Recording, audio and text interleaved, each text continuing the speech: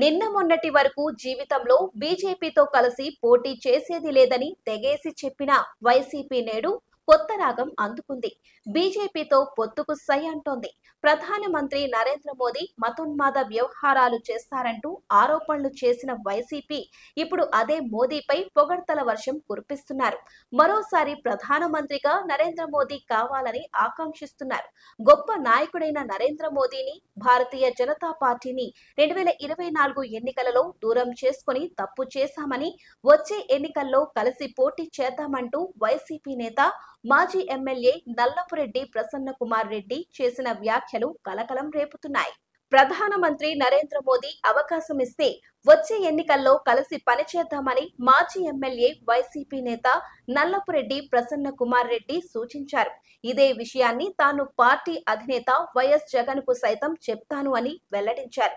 2024 ఎన్నికల్లో కలిసి పోటీ చేసేందుకు బీజేపీ ఎదురు చూస్తే అందుకు వైసీపీ దూరంగా ఉంటే తప్పు చేసినట్లేనని చెప్పుకొచ్చారు. ఆ తప్పు మరోసారి జరగకూడదని చెప్పుకొచ్చారు. ప్రధాని నరేంద్ర మోదీ గొప్ప నాయకుడు అని, మరోసారి ఆయన ప్రధాని కావాలని తాను కోరుకుంటున్నట్లు చెప్పుకొచ్చారు. మళ్లీ మోదీని ప్రధాని మంత్రిగా చేసుకునే క్రమంలో అవసరమైతే బీజేపీతో కలిసి పోటీ చేసేందుకు సిద్ధంగా ఉండాలని వైసీపీని ఆ పార్టీ సీనియర్ నేత నల్లపురెడ్డి ప్రసన్న కుమార్ రెడ్డి చెప్పుకొచ్చారు. వచ్చే ఎన్నికల్లో బీజేపీతో వైసీపీ ఎందుకు కలిసి పనిచేయకూడదని మాజీ మంత్రి నల్లపురెడ్డి ప్రసన్న కుమార్ రెడ్డి ప్రశ్నించారు. 2019 నుంచి 2024 వరకు బీజేపీకి వైసీపీ అన్ని విధాలా సహకరించింది అని చెప్పుకొచ్చారు. బీజేపీ ప్రవేశపెట్టిన ప్రతి బిల్లును అటు రాజ్యసభ, ఇటు పార్లమెంటులోనూ మద్దతు ఇచ్చినట్టు తెలిపారు.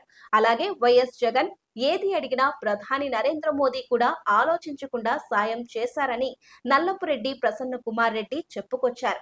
అంతవరకు కలిసి ఉండే ఎన్నికలు వచ్చేసరికి దూరం అయ్యామని చెప్పుకొచ్చారు. ప్రధాని నరేంద్ర మోదీ ఇచ్చిన మాటకు కట్టుబడి ఉండే వ్యక్తి అని నల్లపురెడ్డి ప్రసన్న కుమార్ రెడ్డి చెప్పుకొచ్చారు. ఒక మాట ఇచ్చారంటే నెరవేరుస్తారంటూ పొగడ్తలు కురిపించారు. 2029 ఎన్నికల్లో బీజేపీతో కలిసి పోటీ చేద్దామని, ఇదే అంశంపై వైసీపీ అధినేత వైఎస్ జగన్ తో కూడా డైరెక్ట్ గా మాట్లాడతానని ప్రసన్న కుమార్ రెడ్డి స్పష్టం చేశారు. 2024 ఎన్నికల్లో టీడీపీతో పొత్తు పెట్టుకునేందుకు ప్రధాని నరేంద్ర మోదీ గాని, కేంద్ర హోంశాఖ మంత్రి అమిత్ షా గాని ఇష్టంగా లేరు అని చెప్పుకొచ్చారు. వైసీపీతో పొత్తు కోసం ఎదురు చూసినట్లు చెప్పుకొచ్చారు. కానీ విధి లేని పరిస్థితుల్లో బీజేపీ టీడీపీతో పొత్తు పెట్టుకుంది అని చెప్పుకొచ్చారు.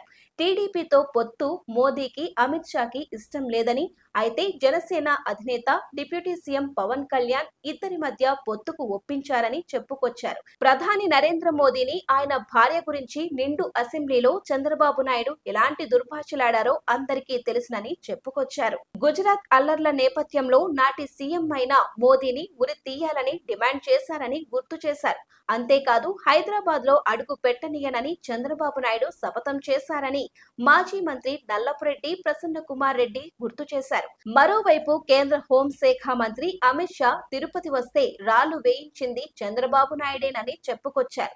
ఇవన్నీ వారికి గుర్తు ఉన్నాయని, అందువల్లే పొత్తుకు అయిష్టత చూపారని, చివరకు పవన్ కళ్యాణ్ సీన్ లోకి రావడంతో పొత్తు కుదిరింది అని మాజీ మంత్రి నల్లపురెడ్డి ప్రసన్న కుమార్ రెడ్డి స్పష్టం చేశారు.